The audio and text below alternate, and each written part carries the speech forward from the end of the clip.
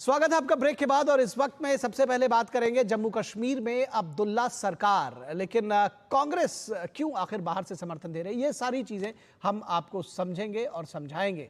जम्मू कश्मीर में national conference के नेता उमर अब्दुल्ला नए सीएम के तौर पर उन्होंने शपथ ले ली है। उमर अब्दुल्ला ने उपराज्यपाल मनोज सिन्हा की मौजूदगी में मुख्यमंत्री पद की शपथ ली है। तो जम्मू कश्मीर की कमान अब उमर अब्दुल्ला के हाथ में होगी। उमर अब्दुल्ला के अलावा सुरेंद्र चौधरी ने डिप्टी सीएम के पद की शपथ ली है। इसके अलावा सकीना इट्टू और जावेद राणा ने भी मंत्री पद की शपथ ली है। शपथ ग्रहण समारोह में कांग्रेस अध्यक्ष मल्लिकार्जुन खड़गे, कांग्रेस नेता राहुल गांधी, एनसीपी की सुप्रिया सुले, समाजवादी पार्टी के मुखिया अखिलेश यादव समेत इंडिया गठबंधन के कई नेता शामिल हुए।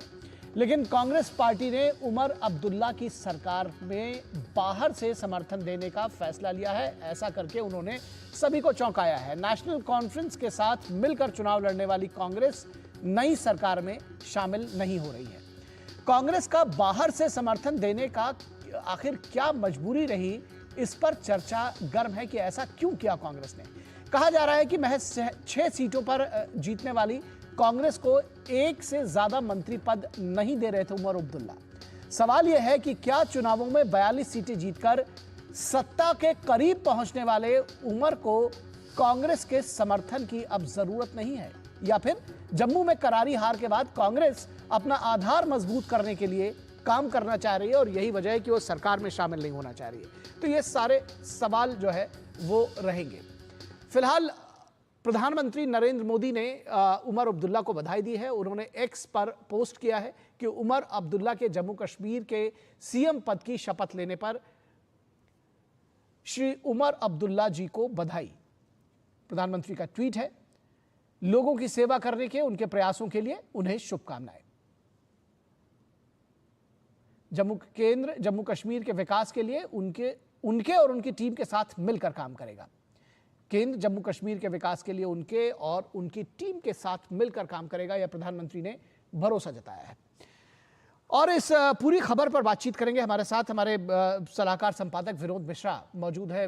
विनोद जी, किस तरह से देखते हैं ये 10 वर्षों के बाद चुनाव होना, धारा 370 हटने के बाद उमर अब्दुल्ला के हाथ में नई कमान है और उस पर जो सियासत है वो ये भी कह रही है कि कांग्रेस इसमें शामिल नहीं हो रही सरकार में।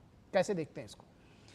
निखिल, सबसे पहले तो उमर अब्दुल्ला को बधाई जी। और ये नए सीएम के रूप में कश्मीर में आर्टिकल 370 के हटने के बाद शायद ये पहला मुख्यमंत्री होंगे जो एक बड़ी जिम्मेदारी के साथ लोगों के सामने में है। तो जाहिर सी बात है कि कश्मीर का लोगों के का जो एक एक्सपेक्टेशन है वो तो है ही, साथ ही जो अभी तक की जो भारत सरकार के जो प्रयास से वहाँ जो डेवलपमेंट का खाका और ताना बाना बुना गया था, शायद उमर अब्दुल्ला के लिए एक भी चुनौती होगी कि कम से कम उस डेवलपमेंट प्रोसेस को आगे बढ़ाए। क्योंकि इन 5-6 सालों में जो जम्मू कश्मीर में जो काम हुआ है वो एक अभूतपूर्व काम है और शायद वो काम का भरोसा ही है कि जम्मू कश्मीर में आपने 70% की पोलिंग और वोटिंग टर्नआउट देखा था जी।